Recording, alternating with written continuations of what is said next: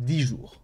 C'est ce qui nous sépare actuellement de Captain America 4 ou Captain America Brave New World, un film de Julius Onah, que je ne connaissais pas, qui a fait un film Cloverfield qui a priori était une bouse monumentale.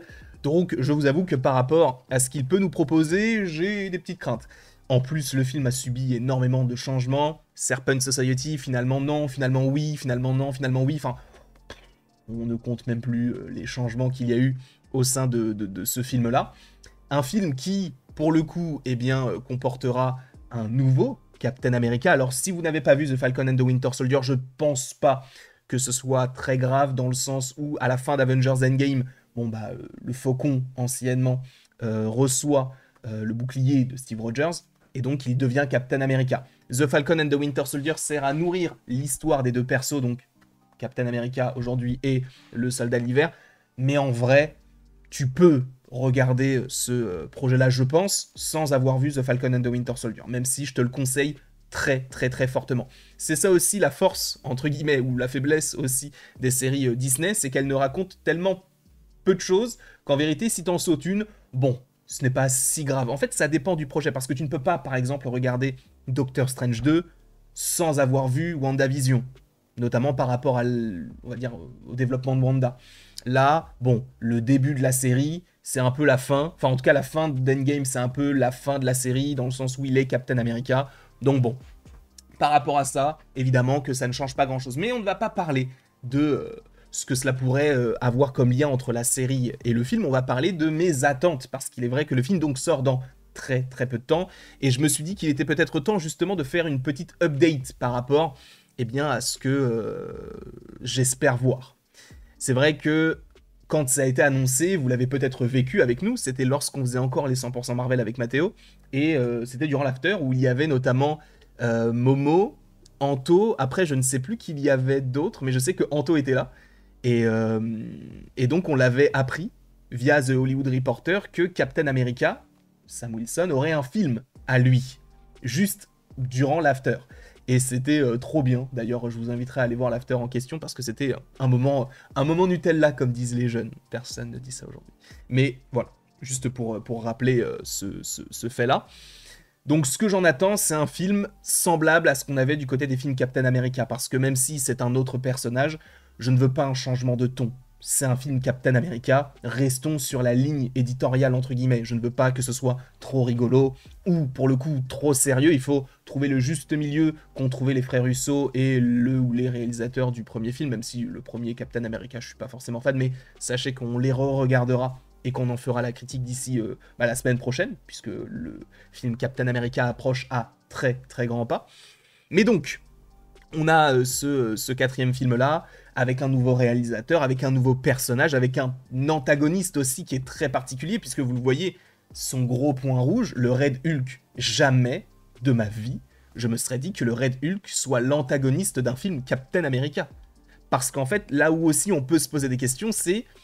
Bah, Captain America, il a pas de méchant à lui, parce que ça fait quand même beaucoup, là. Là, on a le leader et le Red Hulk. C'est particulier, sachant que ces deux personnages sont des personnages attachés à l'histoire de Hulk. Le Red Hulk, évidemment, c'est le général Ross, aujourd'hui le président Ross, et on a le leader qui revient, Tim Blake Nelson, qui était déjà le personnage du côté de l'incroyable Hulk. D'ailleurs, sur les réseaux sociaux, je crois qu'il y a une photo en très mauvaise qualité, mais qui nous montrerait le leader dans le noir. Bon, vous en pensez ce que vous voulez. Donc par rapport à ça, c'est vrai qu'on peut avoir des craintes. On a un film Captain America, mais qu'avec des antagonistes en lien avec Hulk. Alors tu me diras, le Red Hulk, ou même le leader, ce sont des personnages qui ont une aura un peu plus que d'être simplement des antagonistes par rapport à Hulk. Évidemment que le principe même, c'est d'être contre Hulk, mais ce sont des personnages qui, dans les comics, et même dans les films d'animation, les séries d'animation, sont revenus et ont affronté divers personnages. Donc pas que Hulk, mais ils font quand même partie du lore de Hulk. Sans Hulk, il n'y a pas de Red Hulk, sans Hulk, il n'y a pas de leader. Donc, c'est un peu particulier. C'est pour ça que... Alors, je ne dis pas que je m'attends à le voir, mais c'est vrai que Mark Ruffalo, s'il n'est pas dedans, c'est un peu bizarre. Je pense pas qu'il soit dedans, parce que je pense que ça aurait déjà fuité, sachant que lui-même, en fait, l'avait dit. Il l'avait dit, je crois, en octobre 2023, si je ne dis pas de bêtises, donc avant les reshoots. Il avait dit, oui, je suis dans Captain America Brave New World. Après, il y a eu un démenti de Variety, je crois, qui a dit qu'en fait, il n'avait pas compris la question. T'as pas compris la question? C'était même pas une question sur le film, c'était juste on te disait, bah voilà, il va y avoir ce film-là, et il dit, oui, je suis dedans. Mais on t'a pas demandé si t'étais dedans, on t'a demandé juste, bah qu'est-ce que t'en penses? Et il a dit qu'il était dedans. Donc, est-ce que les plans ont changé? Est-ce qu'il était vraiment prévu dedans? Est-ce que c'est de l'intox? Mais en fait, Mark Ruffalo, il est aussi très connu dans le milieu pour dire des choses qu'il ne doit pas dire. Un peu comme Tom Holland, par ailleurs. Donc, est-ce qu'on pourrait avoir du Hulk dans ce projet-là? Peut-être en scène post-générique? Je ne sais pas. Sachant qu'en plus du Red Hulk et du leader, il y a aussi Betty Ross, qui est interprétée par Liv Tyler, qui elle aussi était dans le film avec Edward Norton. Ça commence à faire beaucoup. Et donc, peut-être qu'on peut s'attendre à avoir un petit peu plus de choses par rapport à ça, je ne sais pas. Sachez qu'à partir de maintenant, on va possiblement rentrer dans une phase de spoiler par rapport à des personnages qui devraient apparaître dans ce film-là. Donc si vous ne voulez rien savoir, quittez la vidéo dès maintenant parce que vous risqueriez d'être spoilé. Mais on peut évidemment parler par exemple a priori d'Amadeus Cho, qui serait dans ce film-là. Je ne vous dis pas qu'il aura un gros rôle, mais il serait présent. De plus, on peut aussi parler de Bucky. Oui, Sebastian Stan serait dans Captain America Brave New World. Après, il n'aurait pas forcément un rôle conséquent. Je pense que ce serait juste une petite scène pour rappeler qu'ils sont toujours en contact. Et peut-être aussi pour amorcer le côté Thunderbolts, qui d'ailleurs sortirait, je crois, 3 mois plus tard. Donc, en vrai, cela pourrait être cohérent. On sait d'ailleurs aussi, par rapport au futur teasing et tout, que ce film pourrait être une étape à franchir pour aller voir les films Avengers, parce que bon, bah, c'est quand même Captain America. Donc, s'il n'y a pas de connexion avec on va dire d'autres persos, ce n'est pas dérangeant, mais disons que ce serait un peu dommage de rater cette occasion, on va dire. Et ensuite, on sait qu'il y a, selon Cryptic 4K, qu'une seule scène post-générique. Ce n'est pas très grave non plus, mais c'est vrai que c'est particulier parce que des fois on en a une, des fois on en a deux, des fois on en a une qui sert à rien. C'est un peu bizarre, mais normalement on devrait bel et bien n'avoir qu'une seule scène post-générique. Je vous rappelle que initialement, a priori, la scène post-générique devait comporter une scène entre Liv Tyler, donc Betty Ross, et le Red Hulk. Est-ce que c'est toujours prévu?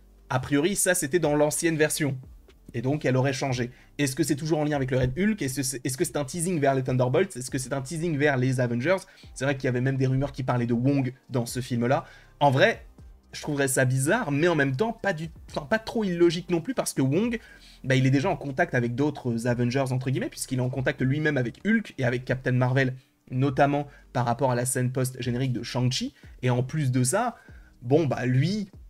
Peut-être qu'il sait à peu près ce qu'il pourrait se passer, notamment par rapport au multivers, et donc pourrait contacter Captain America en disant « En gros, frérot, là, on a besoin de reformer une équipe. » J'en suis pas sûr, parce que cette première nouvelle équipe d'Avengers devrait être logiquement les Thunderbolts, mais peut-être que le format changera. Je ne sais pas en tout cas ce que vous en pensez.